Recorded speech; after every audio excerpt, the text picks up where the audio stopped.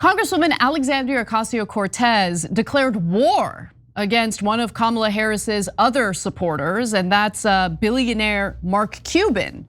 He's been suggesting that Harris should fire Federal Trade Commission Chair Lina Khan should she get elected.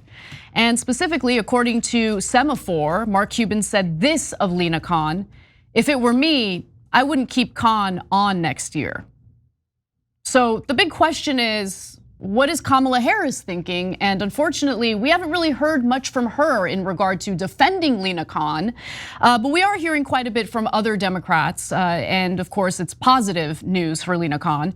So Cuban added that he had not spoken to Harris or her aides about the topic, even though he says that he's in communication with them all the time. Interestingly, he also said, that he appreciates Lina Khan's work on taking on big pharma, but he believes that she's overstepping in her efforts to crack down on big tech and artificial intelligence. And he made similar comments while speaking to Bloomberg in a recent profile on Lina Khan. In an email, Mark Cuban, the billionaire investor and informal advisor to the Harris campaign, says Khan has done a great job with misleading ads online and fighting PBMs, but adds that he thinks she's far outstepped, or probably overstepped is what he meant, her bounds on the M&A front. Mergers and acquisitions. Yes, he also argues that Khan's approach to tech has harmed America's ability to compete with China and Russia in artificial intelligence. And by the way, if you're wondering, well, what exactly is the FTC doing when it comes to tech and artificial intelligence under the leadership of Lina Khan? In late September, the agency announced a crackdown on the use of AI to facilitate fake reviews. I would venture to say that's a good thing, in addition to sketchy online storefronts and other scams. So what exactly does he have a problem with? Like, where's the problem there? Why is he mad at Lina Khan for pursuing these types of scammers? The FTC is also investigating whether Microsoft, a $13 billion plus investment in OpenAI, violated antitrust law, whether OpenAI violated consumer protections, and whether a $650 million deal between Microsoft and Inflection AI was structured to avoid FTC scrutiny. So those are the issues, I guess, that Mark Cuban has with Lina Khan and her leadership at the FTC. And all of those investigations happen to involve one of Kamala Harris's biggest billionaire donors, and that's Reid Hoffman. Remember, this is what he said back in July. Even Reid Hoffman conceded that he's not thrilled with all parts of the Biden administration. In particular, he strongly criticized Lina Khan, the FTC chair. He said that Lina Khan is, quote, waging war on American business. And he went so far as to say that he hopes that a President Harris would replace Lina Khan at the FTC. So now let's talk a little bit about what AOC has to say about all of this, because she's taken notice of the billionaires who are kind of urging Kamala Harris to drop Khan if she gets elected. Mark Cuban's one of them, Reid Hoffman is another one of them, and so here's what she says directly about Mark Cuban's disdain for Lina Khan. "Let me be clear, or let me make this clear, since billionaires have been trying to play footsie with the ticket. Anyone goes near Lina Khan and there will be an all-out brawl, and that is a promise. She proves this admin fights for working people. It would be terrible leadership to remove her." So she's getting a lot of positive, feedback on that tweet. I don't really know what an all-out brawl would be. Like, what does that even mean? What would you do? Yeah, so look, first of all, I like that she put out that statement, because at least it's pushes them back a little bit, right? And it lets them know you're not going to do this without a fight.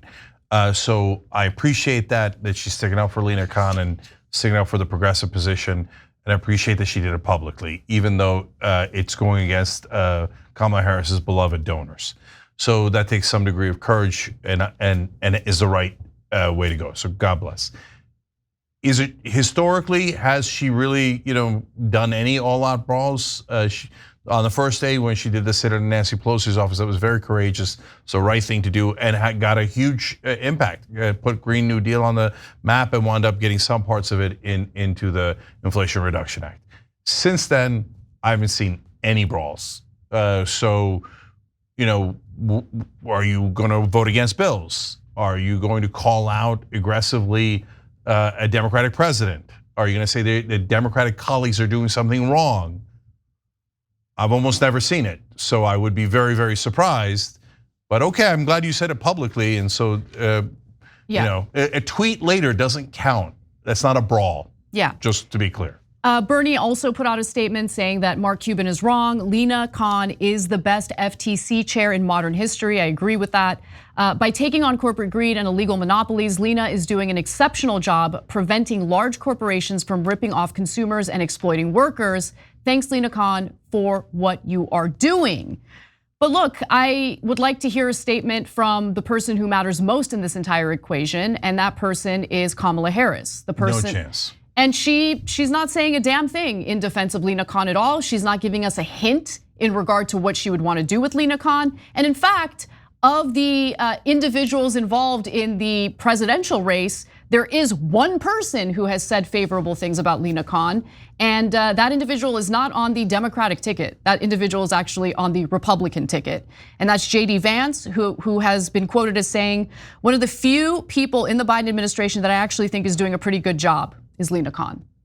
Yeah, because Lina Khan is a populist, and I think J.D. Vance is mainly faking it as a populist, but at least he knows how to fake it, and at least he knows that that's the correct political strategy to say, yeah, I would like someone to be a cop against giant corporations that are all merging and then using that monopoly power that they gain to increase prices and do other things that hurt the average American consumer.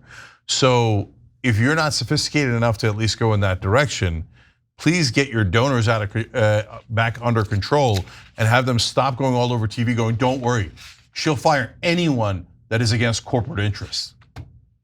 Terrible politics, okay? So look, there's just such an easy answer to this if you're Kamala Harris right now, okay? We always try to be constructive. It's easy to tear people down, but so what should she do? We'll almost always propose that, okay? So in this case, she's already raised over $1 billion. They have all the money in the world. They don't need any more, and the ads aren't working. So why don't you come out and go, I will not fire Lina Khan, and I am not going to take orders from any donor, no matter how much I like them. And I really appreciate Mark Cuban and Reid Hoffman. They've been terrific to me, and I think they're trying to help preserve democracy, and I appreciate them. But no, I don't take orders from donors. So I will do what I think is right about Lina Khan. And if I think a merger is fine, then it's fine. But if I think a merger is going to take away something from the average American, I'm going to make sure that we stop that merger and protect you above these corporations. Super easy, but the Democrats and the corporate Republicans, which is 90% of politicians, have all gotten used to, no sir, yes sir, anything a donor wants sir. So there's no chance that she'll do that layup answer. Hey, thanks for watching that video. We really appreciate it, guys. And we appreciate it if you become members because that allows us to be independent, honest, progressive, all the things that you don't get from corporate media. And all of that is because of you guys. Hit the join button below and become one of us, become a young Turk.